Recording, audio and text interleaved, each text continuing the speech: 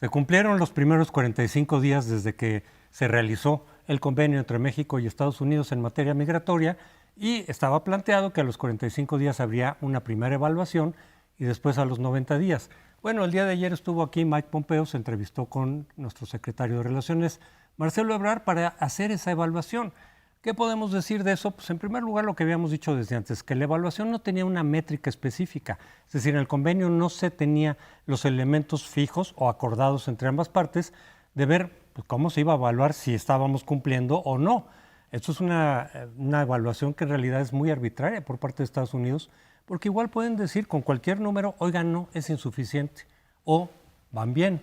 Ese fue el caso, dicen que vamos bien, se redujo, y creo que es una cifra importante, cerca del 35% la inmigración, el paso de inmigrantes centroamericanos de México a Estados Unidos.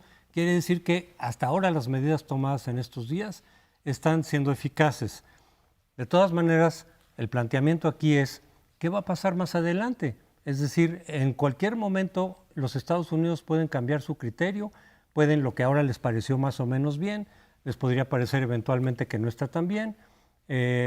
A final de cuentas, también lo que hemos dicho aquí es el criterio que puede estar pesando en Estados Unidos para evaluarnos de una manera u otra, exigirnos más condiciones o menos condiciones en materia migratoria, pues es como le vaya a Donald Trump en la campaña, que en algún momento puede, si le está yendo mal, decir nos volvemos a ir contra México porque esa ha sido una bandera muy eficaz.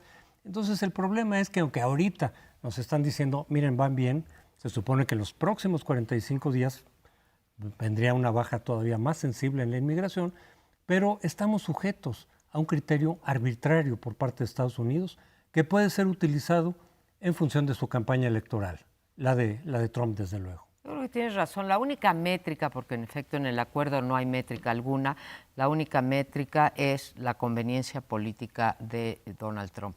Él dirá si estamos cumpliendo, en su cabeza seguramente estén los criterios políticos, y a mí esto desgraciadamente o tristemente me recuerda cuando todavía existía, pues creo que hasta los años 80, pero tú me corriges, Leonardo, la certificación de que éramos, sí, ¿no? La certificación que daba Estados Unidos a los distintos países, incluido México, en relación a si se estaban haciendo las cosas pertinentes, adecuadas respecto a las drogas.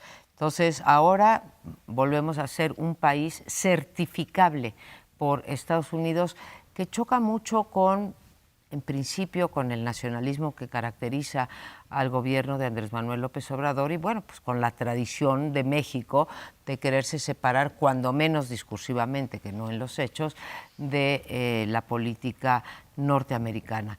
De forma tal que hoy también estamos sujetos a la bendición del vecino del norte. Del lado positivo, sí quisiera decir que estuvo más sobre la mesa algo que muchos habíamos venido reclamando, sobre todo los expertos, que es el tema de las armas.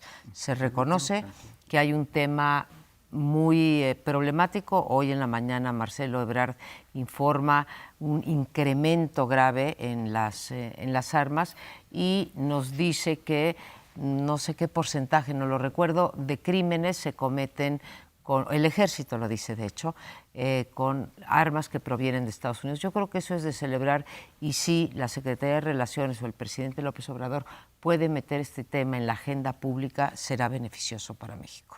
Yo sigo sin ver cómo se va a resolver esto. Bueno, en primer lugar, constatar que la dimensión internacional de este gobierno es tan extraordinariamente limitada que entregarle cuentas al gobierno de Estados Unidos no parece un tema político relevante. O sea, solo imaginar en los 80, cuando decían que nos sometíamos al mandato del FMI y decían que estaban perdiendo soberanía, o tú citabas el caso de la certificación, decían, es increíble. Pues ahora lo que tuvimos fue un acto de certificación de Pompeo, o sea, vino, puso la palomita, dijo en 45 días nos vemos sin que tengamos, como decía Crespo, claro qué es lo que vamos a pedir. Se metió el tema de las armas, como lo sugirió Sergio Aguayo en este espacio desde hace 45 días también, y por supuesto Paoli, y lo han planteado varios.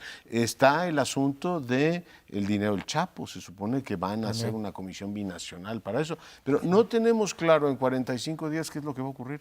O sea, Estados Unidos puede decir, México ahora hace, como lo ha leído la prensa internacional, basta ver el País de Hoy que circula en México, es México cede en absolutamente todo y para todo efecto práctico.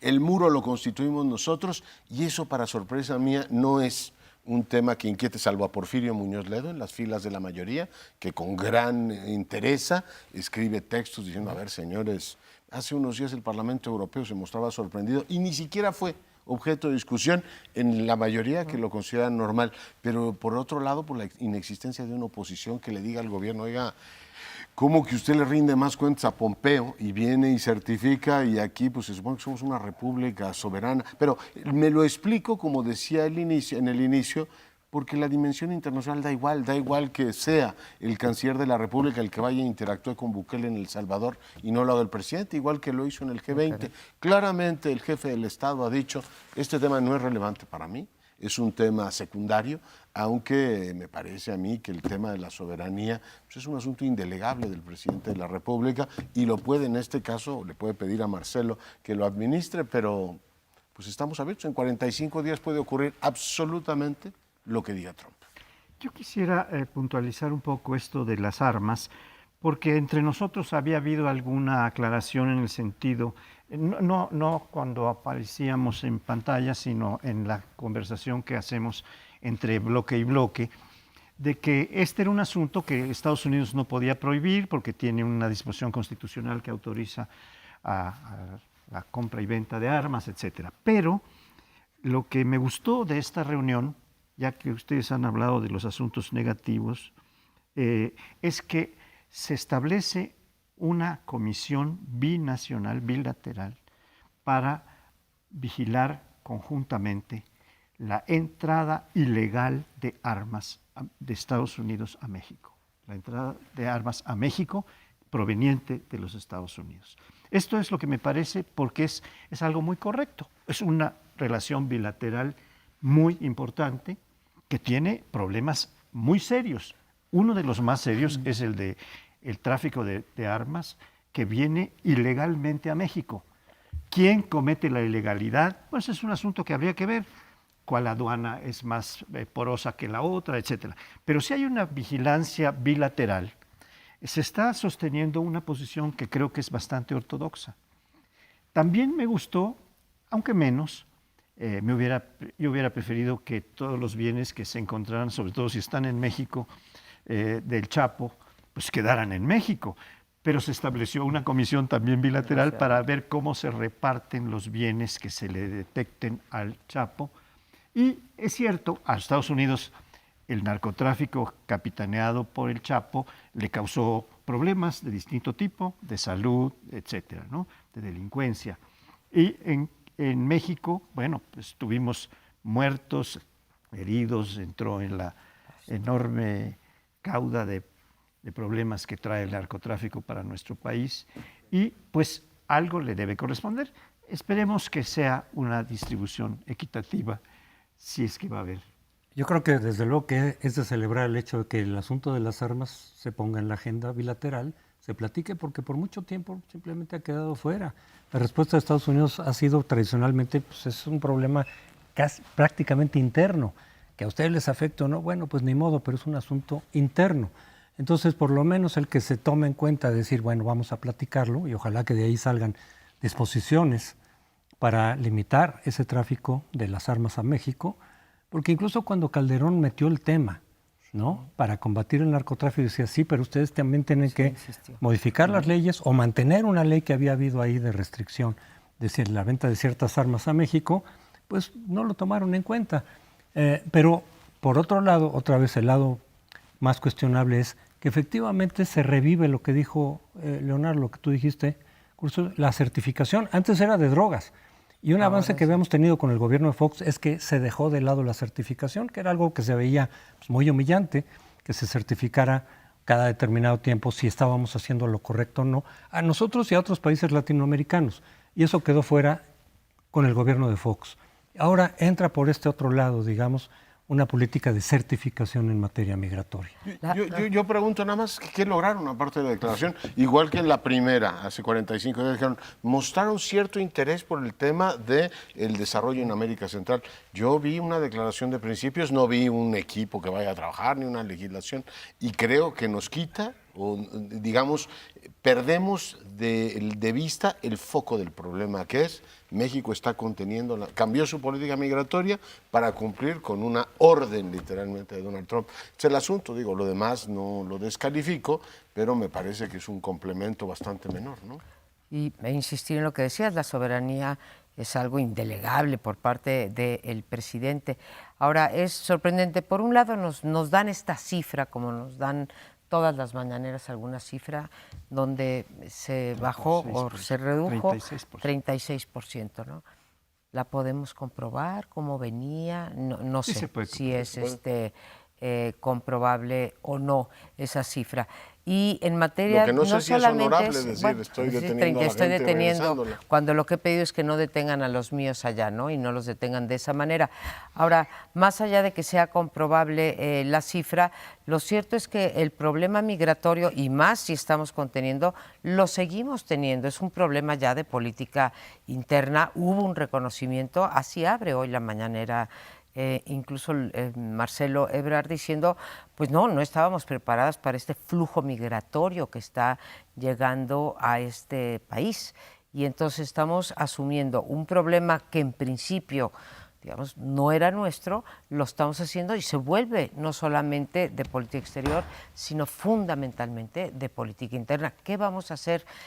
Además con la ola xenofóbica o xenofóbica que se está levantando, en donde se invierten, según los encuestadores, cuáles son las percepciones de los mexicanos sobre los migrantes. ¿No? A ver, eso es lo que dice el gobierno de Salvini, el gobierno de la derecha extrema en Italia. Claro. ¿Es lo mismo que dice la izquierda Así en México? Bueno, lo mismo. creo Sí, que lo mismo. también se Lo trató, mismo. aunque no fue divulgado por Marcelo Ebrard, sino después por SEADE, el subsecretario, el asunto del TEMEC, porque hay aparentemente un planteamiento de los Estados Unidos de que habría que revisar los términos en que fue aprobado el TEMEC. Ya en México y Canadá, en Estados Unidos no ha terminado la aprobación. Entonces, Marcelo Ebrard no tocó el tema, pero después salió SEADE a hacer declaraciones muy amplias en el sentido de que México no está dispuesto a que se revisen los términos del TEMEC, que ya fue aprobado tal como venía, que fue con una gran diligencia y que no habrá por parte de México ninguna disposición para hacer una revisión de los términos en los que fue planteado el TEMEC. Esto me parece muy importante porque... Pero esa fue la reunión con los legisladores, ¿no? La del viernes. Porque no, Ahí es donde creo que lo hablaron dice. del tomate, Yo creo que Pompeo también y se Ebrard. tocó en la reunión A nivel entre- de ejecutivos ya está cerrado Ya el está TEMEC. cerrado. Bueno, sí, pero... Sí, es la de sí, SEADE. sí, lo que ocurre es que no se sabe, pero no sabemos si en algún momento se planteó este tema, porque es un tema crucial para ambos países, el del TEMEC.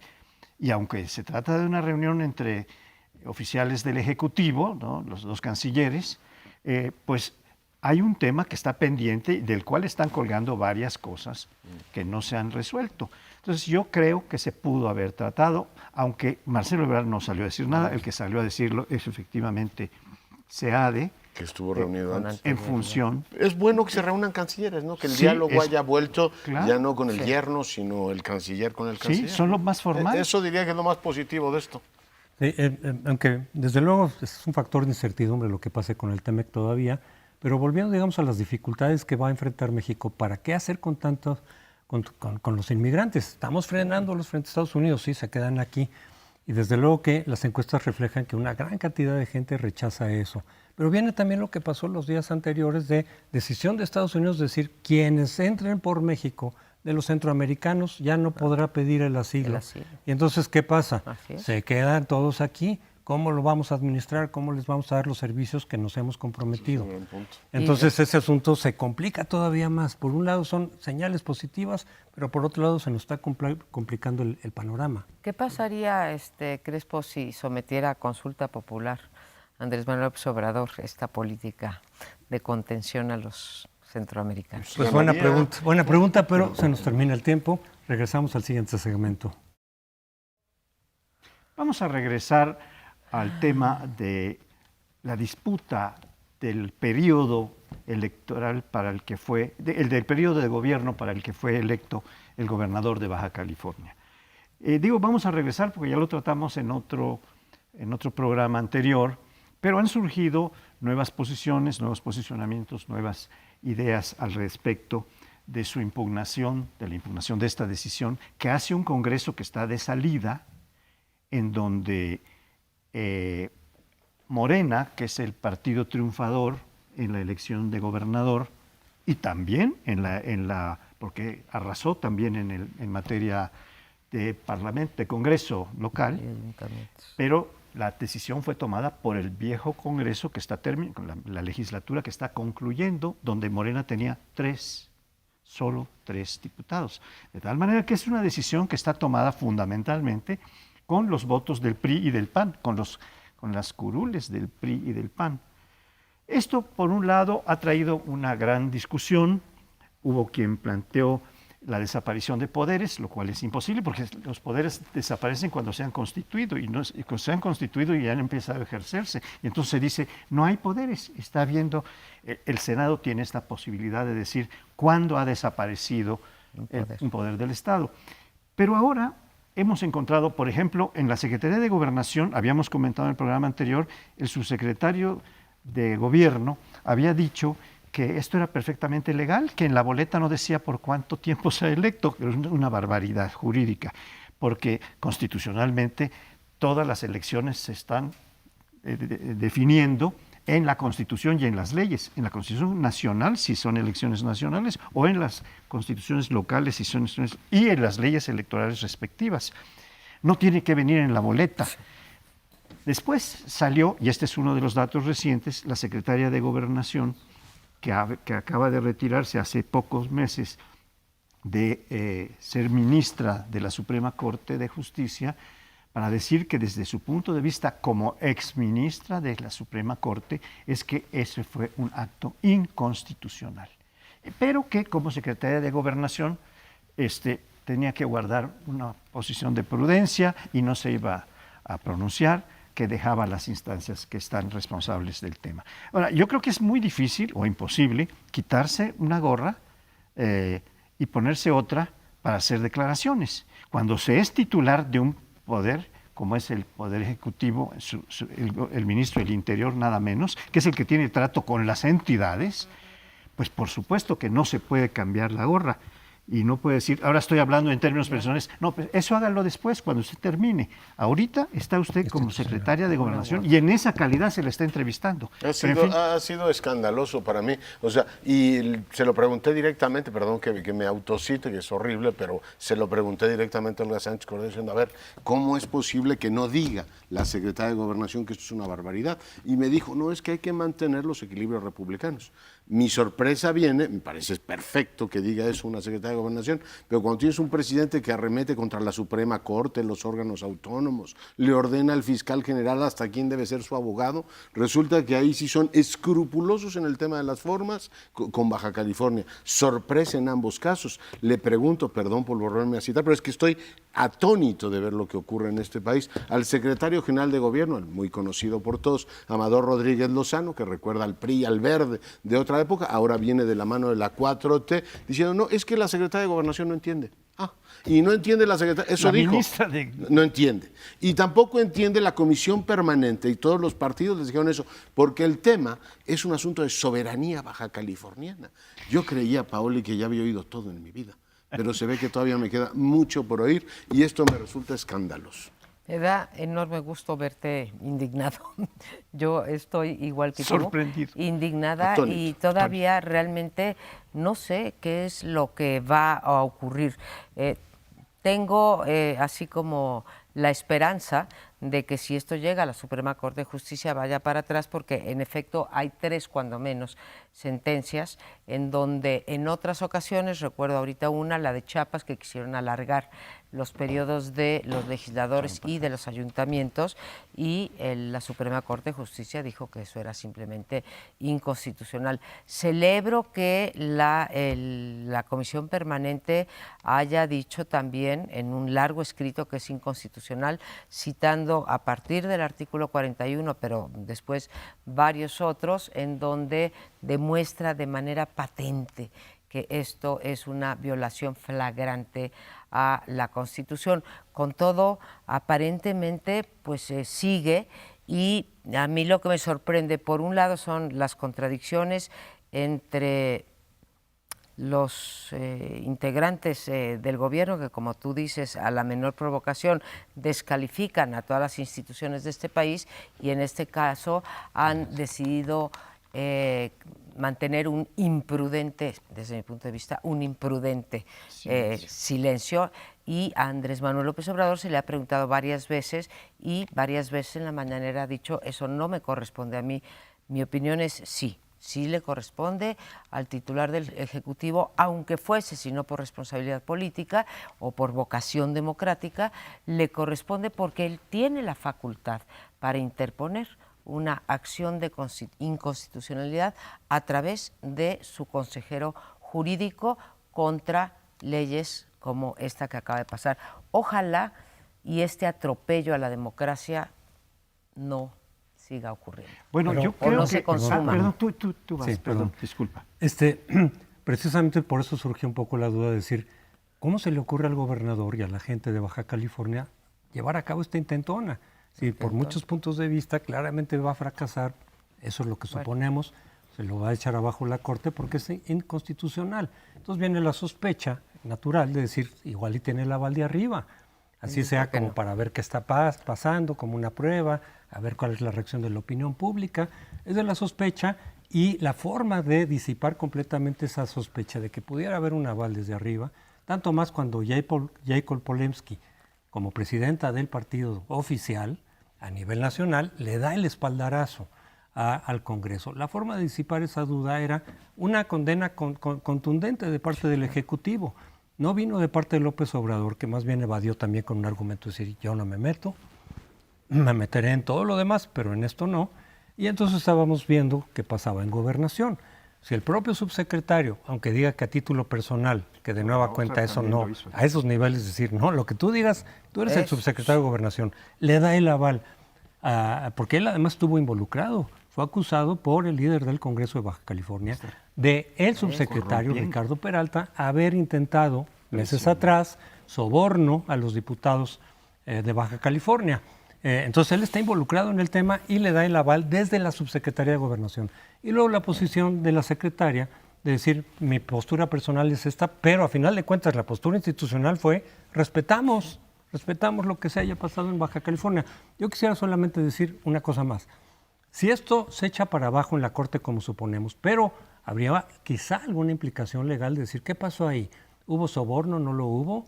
Si es que se puede demostrar o no. Y en caso de que no pasara nada, que no tenga una consecuencia política ni legal, el que sale ganando en este saldo es Morena, porque es probable que los diputados del PAN y del PRI, que dicen que van a ser expulsados por sus respectivos partidos, ya hay procesos en ese sentido, se los va a jalar Morena y va a terminar controlando un Congreso en el cual tenía 3 de 25 diputados en efecto. Ahora ya tiene la mayoría. Y entonces ahora ya tiene la mayoría, saldrá ganando Morena con este lance. Sí. Perdóname, no me he dado cuenta que ibas a intervenir, José Antonio. Yo quisiera decir dos cosas alrededor de esto, en torno de esta discusión. Primero, que ya existen una serie de iniciativas de impugnación legales.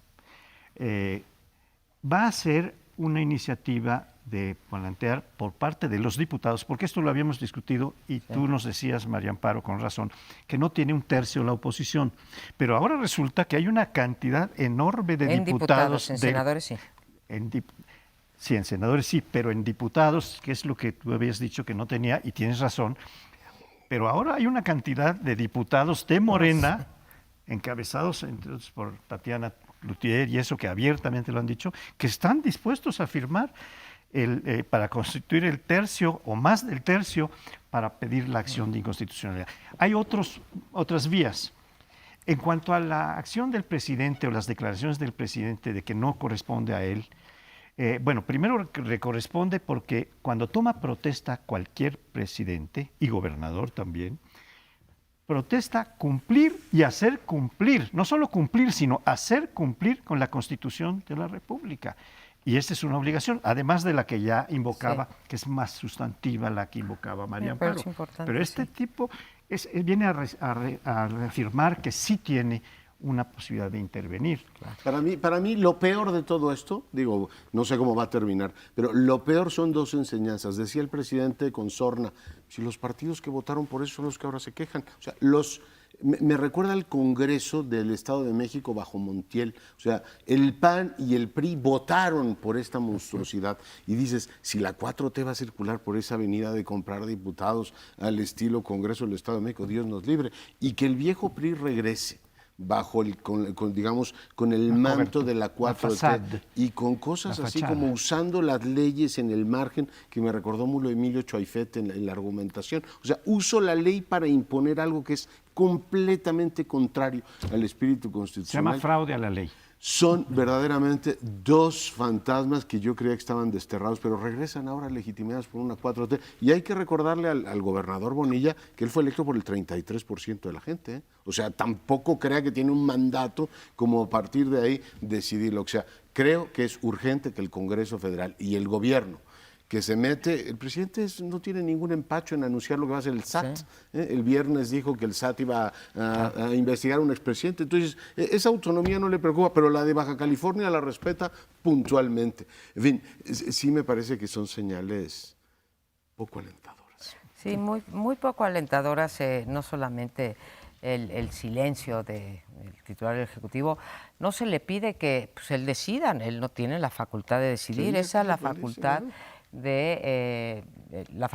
la tiene el tribunal, pero sí tiene la obligación de definirse puntualmente con respecto a una característica esencial de la democracia, que es que se respete el voto en los términos en que se va a dar, ¿no? Y los términos en los que se iba a dar son por 2 años. Argumentos como, ya ni siquiera leguleyos, como los de Jade Kolpolensky, diciendo la gente está cansada de votar y es un desperdicio de recursos ir otra vez a las urnas a menos de 2 años. Realmente dice, yo estamos me lo callados, dicho antes, tenemos que decir. Sí. No, efectivamente, ya lo de Jade Kolpolensky llegó rayando en el absurdo más bárbaro, ¿no? Pero eso lo habíamos comentado en el programa anterior, ahora lo reiteramos. Vale la pena reiterar. Ahora que está en juego la jefatura de Morena, el liderazgo de Morena, pues vamos a despedirnos haciendo una crítica a la actual presidenta de Morena. Bueno, en este bloque les propongo que echemos un vistazo a lo que ha ocurrido en la Ciudad de México. Por un lado, tuvimos el día de ayer un corte de caja, informe por parte de Claudia Sheinbaum a los 200 días de estar en funciones. Y bueno, la pregunta que se hace la oposición es si es un acto de proselitismo político o es un acto de rendición de cuentas. Yo creo que igual que lo hizo el presidente, pues son formas innovadoras de estar cerca de la sociedad, dar datos para discutir lo que ocurre en la ciudad, pero la oposición tiene un punto, ¿no? Hay una, digamos, situación ahí como de ventaja, en este caso, al plantear el asunto como un informe de gobierno. El segundo punto es qué está ocurriendo en la Ciudad de México. Yo creo que hay dos cosas muy llamativas. Por un lado, pues tenemos una casi réplica, calca del programa del gobierno federal en el plano local, este tema de la austeridad, que sigue contrastando que se hable tanto de austeridad en la capital de la República cuando el Congreso de la Ciudad de México cuesta 1.700 millones de pesos. Es el más caro de todos los congresos del país y no parece que ese tema genere demasiada controversia en la propia capital, es decir, en qué nos gastamos los recursos. Y lo segundo, para mí tremendamente llamativo, es que nuevamente la jefa de gobierno habló de las herencias que ha recibido. Hay que recordar que es el mismo partido, con algunas variantes, obviamente el PRD a Morena, cambió, pero buena parte de los cuadros, delegados, presidente de la Asamblea Legislativa pertenecían al PRD y ahora forman forman parte de Morena, básicamente son las mismas personas con un cambio de partido. Y hay esta acusación constante que les dejaron un desorden en la Procuraduría, un desorden en el ámbito de seguridad pública. No les hago el cuento largo, para mí es llamativo que la jefa de gobierno que tiene mando sobre la policía, que tiene el mando de la policía más numeroso del país, tiene más policías bajo su mando que el presidente, requiera del apoyo, del auxilio de la Guardia Nacional. Yo eso tiendo a interpretarlo como un fracaso político, pero ustedes tendrán otras opiniones. Pues de ese fracaso hablan las encuestas, a pesar de que Claudia Sheinbaum es del partido del presidente, pues no se pasa, no se transmina la popularidad del presidente, que sigue siendo muy alta. La de Claudia Sheinbaum ha caído en picada, y creo que el 53 está, ¿no? Contra, en el peor de los casos de López Obrador, en 64, ¿no? En el peor de los casos.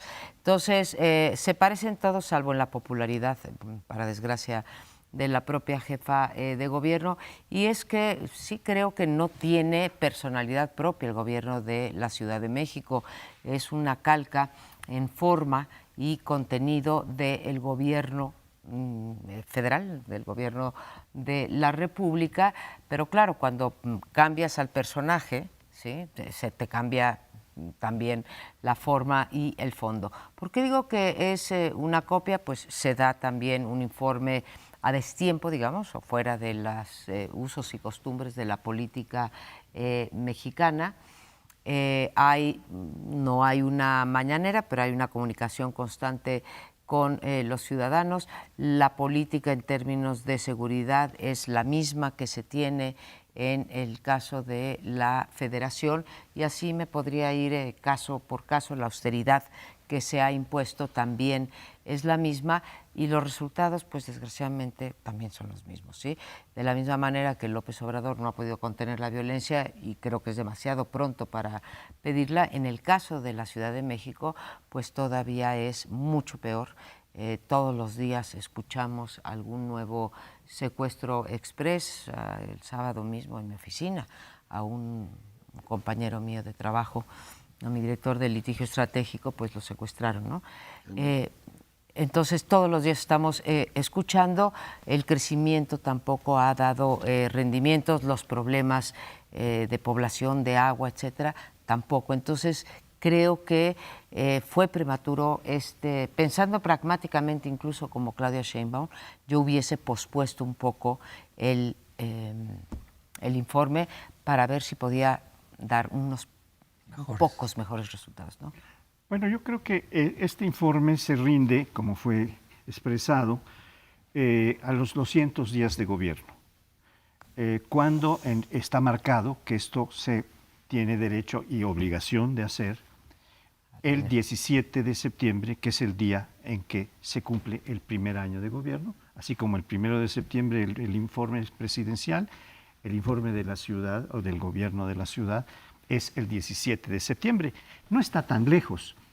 Tengo la sospecha, la impresión de que la popularidad de Sheinbaum no ha ido en crecimiento o no se ha mantenido muy alta como la de López Obrador, porque aunque López Obrador ha tenido una caída reciente del 76 al 70, de todas maneras el 70% es altísimo. Pero aquí, para ganar esta popularidad, le dijeron o le recomendaron, le aconsejaron, supongo, haz un informe en donde destaques los éxitos, donde las realizaciones, lo que has... Y no sé si esto pues es correcto, porque tiene muchas posibilidades de hacer información que quiera, pero no llamarle el informe, porque no está eso previsto.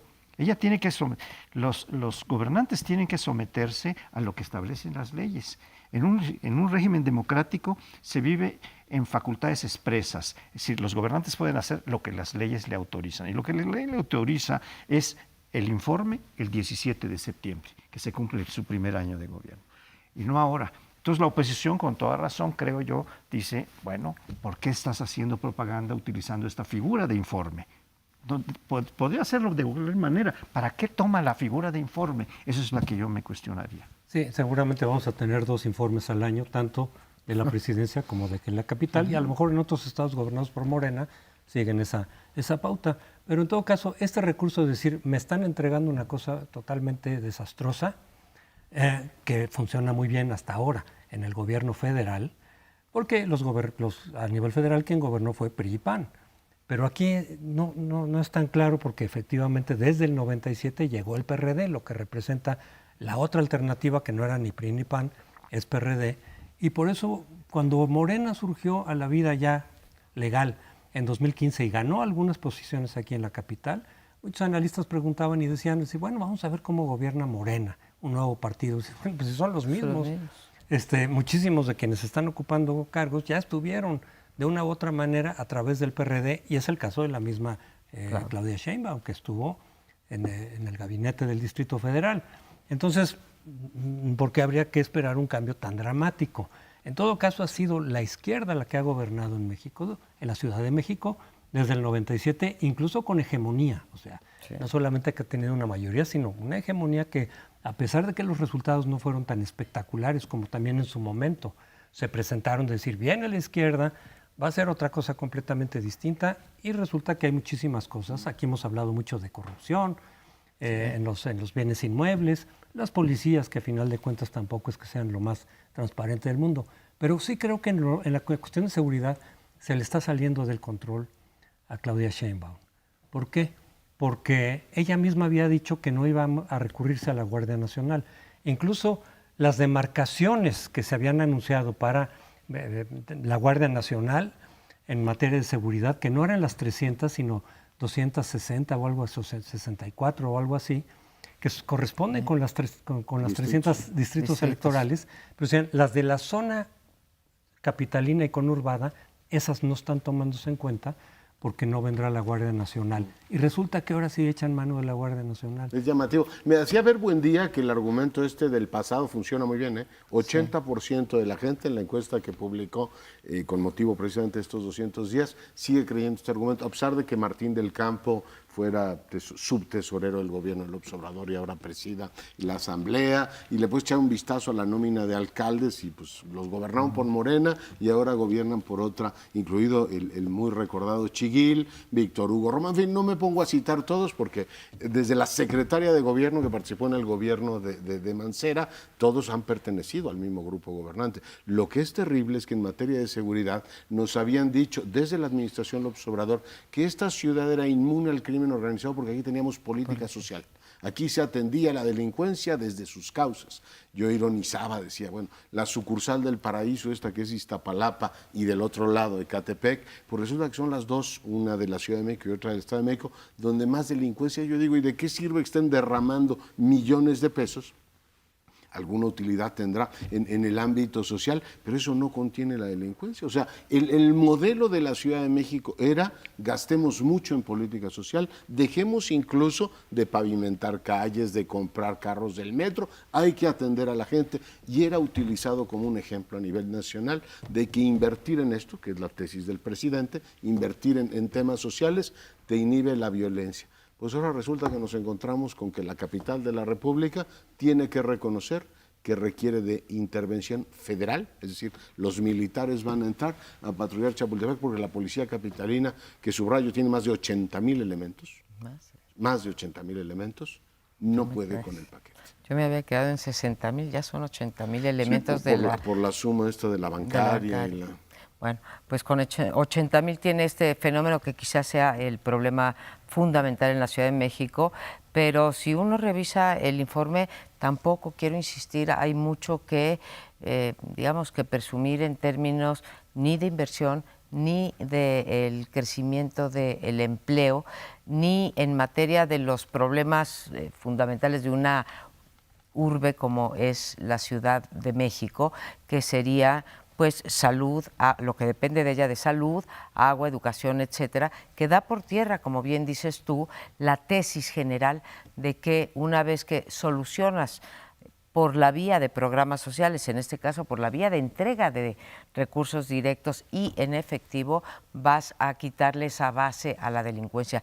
Creo que las cifras de la Ciudad de México echan por tierra esta tesis sobre Bueno, pues me quedo con esa lectura, si efectivamente fue un acto de propaganda o no, queda la discusión, y con la encuesta de Buen Día, que es nos deja ver que la gente considera que esto es una ciudad anárquica, insegura, o sea, 9 de cada 10 personas tienen miedo en la capital, y sin embargo el gobierno tiene el 53% del respaldo político. Hace algunos años nos preguntamos qué pasa en las entidades como Coahuila, como otras, donde quieren tanto a sus gobiernos. Pues resulta que la capital ya forma parte de todas esas entidades, donde ven una realidad, pero no responsabilizan de esa realidad necesariamente al gobierno en turno. Pero hacemos una breve pausa, regresamos. Regresamos a este último bloque y algunos, yo misma, tengo la preocupación sobre la salud de las instituciones en México. ¿Por qué esta preocupación? Pues las centrales, porque las instituciones sirven, entre otras cosas, para ordenar a la administración pública y también para controlar a los actos de autoridad. Por eso hemos creado un montón de órganos autónomos y por fortuna han ganado en independencia y autonomía las otras dos ramas de poder, que son el Congreso y la Suprema Corte de Justicia. Pero regreso a las instituciones y quiero ejemplificarlo en esta ocasión, que es el Coneval, o sea, esta institución que se dedica a medir la pobreza en México y, quiero subrayarlo, a evaluar los programas sociales. ¿Son eficaces, no son eficaces? Y si no, ¿cómo cambiarlos? Entonces, modela o da las bases para modelar las políticas públicas en materia de desarrollo social. Es el órgano autónomo de los que tenemos en México, que son 11, el órgano autónomo más barato. Hace rato hablabas tú de la legislatura. Bueno, cuesta menos de la mitad que la legislatura de el DF, ¿no? Es el más chiquito de todos y el más barato de todos. Y ahora resulta que no solamente le recetaron inicialmente con la austeridad republicana un 20% de recorte, sino que vienen sucesivos recortes y sobre todo le quitan más del 50% de la partida que tiene para hacer estudios. Para hacer estudios e investigaciones que está en la naturaleza de la institución misma. Creo que esto revela dos cosas que quiero decir. Por un lado, esta idea que la austeridad republicana se hace con machete, no se hace atendiendo las necesidades de cada una y la valía de cada una de las instituciones. En el caso de Coneval, el 63% son plazas eventuales y han amenazado al Coneval que si no corre a los eventuales, que si no corre el 20% de los de estructura, no le pagan a sus eventuales. Válgame el señor. Y la segunda es que casualmente es quien tiene que evaluar a los programas sociales. Dos de los estudios que hace Coneval que no se van a poder hacer es la evaluación de los nuevos programas sociales y la satisfacción de los usuarios. De ese tamaño está siendo la desinstitucionalización por el lado presupuestal que te apergollan. Yo creo que esta cuestión de los recortes tiene dos objetivos básicos. Uno, obtener recursos justamente para los programas sociales o para, por ejemplo, la deuda de Pemex, en fin, para los proyectos, los grandes proyectos que tiene López Obrador. Pero yo creo que también ha sido utilizada o está siendo utilizada para mermar y debilitar a aquellas instituciones que pueden molestar, que pueden generar objeciones, digamos, a lo que está haciendo el gobierno. Que lo hemos visto a veces con recortes y a veces simplemente de manera declarativa de descalificación con la Comisión Nacional de Derechos Humanos, lo hemos visto aquí, con el INE, pero con CONACYT también hay algunos recortes que pueda tener una cierta información, digamos los famosos otros datos que contradigan a los datos que maneja López Obrador o que simplemente digan, no, las cosas no están tan bien. Y aquí lo de Coneval es significativo porque no siendo tan caro, sí, pero te puede decir, por ejemplo, que los programas sociales no funcionen bien, porque hay que recordar que lo están haciendo sin las reglas operativas, que eventualmente habían ofrecido también que se iba a hacer con reglas operativas, justamente para que sean más eficaces, para que no haya corrupción de por medio, para que se reduzca, digamos, el margen de arbitrariedad. Entonces, si Coneval pudiera empezar a decir, oigan, es que no está funcionando bien por esto y esto y esto, es que los resultados esperados no son los adecuados, que es una posibilidad, pues eso es un estorbo. Y entonces, pues más bien hay que deshacerlo con el argumento de la austeridad. Y espero que no hagan lo mismo con el Sistema Nacional de Seguridad Pública. Digan, no, nuestros datos indican que está mucho mejor todo. No me sorprende, porque en realidad pues, es un patrón de comportamiento pues, muy parecido a los gobiernos de derecha europeos, que ahora lamentan efectivamente esto del austericidio. O sea, la austeridad se oye bien en México, pero llevándola a estos extremos, uno se pregunta, oiga, ¿y nos vamos a quedar sin un mecanismo que evalúe las políticas sociales y que ha permitido resolver querellas como cómo se mide la pobreza en este país, que son un triunfo civilizatorio, porque te permite una discusión medianamente racional sobre lo que estamos hablando? Cuando no tienes acuerdo sobre un dato, igual que en los temas de seguridad pública, pues tú tienes discusiones interminables y lo que tienes es una reducción de la racionalidad. Y a mí me queda claro que este gobierno se va a evaluar a sí mismo, igual que se evalúa en la economía y dice que todo va muy bien. Y cuando los datos de la economía tampoco van muy bien, dice que va a escribir un manual de economía moral. Pero pues ahí están los presupuestos del Estado. Estamos hablando de 6 billones de pesos. No es poco dinero y hoy este gobierno puede prácticamente hacer lo que quiera. Y lo está procediendo con una visión para mí sorprendente de complacencia de un sector que en otro momento hubiese criticado sonoramente eso, es decir, oiga, ¿a quién se le ocurre privar al Estado mexicano de la capacidad de medir las propias políticas? Me parece elemental en cualquier esquema democrático o de rendición de cuentas.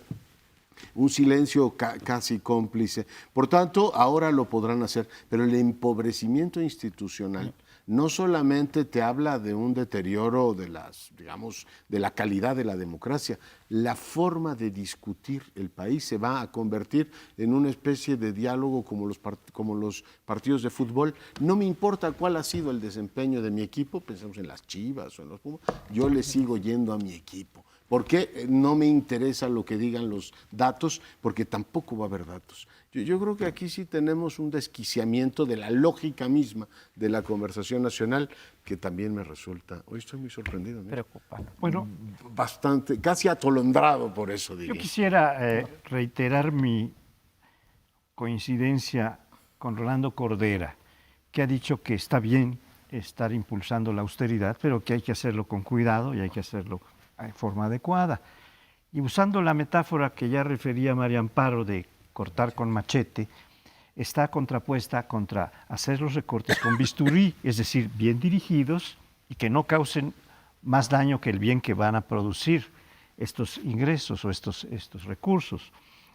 Porque a mí me preocupa especialmente un par de sectores. Los fundamentales, los dueños del mayor presupuesto federal, que son educación y salud. Ahí está habiendo recortes que no son justificados totalmente, están hechos con machete algunos de ellos, no todos, pero al mismo tiempo está habiendo un exceso de gasto y de apoyo a corrientes sindicales como la CENTE, en donde se está gastando mucho dinero, se le está entregando recursos directos a una parte del sindicato nacional, es decir, el poder federal está tomando partido por una fracción dentro de un sindicato general. Entonces, aquí estamos teniendo una contradicción muy fuerte. Se ataca la austeridad, se quiere hacer la austeridad indiscriminadamente para lograr un monto de lo que se requiere para las becas y para los programas sociales y los programas principales de gobierno. Y esto es algo que hay que ver con mucho cuidado. Tiendo a coincidir con la posición también de José Antonio cuando dice, pues lo que no quiere son obstáculos. ¿Y por qué lo digo en relación a Coneval? A Coneval se le podrá acusar, quien quiera acusarlo, de muchas cosas, pero no se le puede acusar de haber callado como momias, frase del señor presidente, durante el sexenio de Peña Nieto. Incluso hubo una gran discusión con quien a la postre fue candidato del PRI a la presidencia, José Antonio Meade, cuando él estaba en Sede Sol, donde hubo una crítica muy fuerte a Coneval por el cambio de medición que pretendían hacer en ese momento. Yo no coincidí con esa crítica, pero vaya, se hizo. O sea, Coneval ha sido una institución que aún antes de ser autónoma, se mostraba como una institución independiente. Y esta idea de destruir, o sea, con base al gran concepto de la gran transformación, yo diría, ¿quieres transformar a este país? No destruyas las instituciones, reconstrúyelas, porque yo no digo que no hay nostalgia del pasado, ni que funcionaran maravillosamente bien.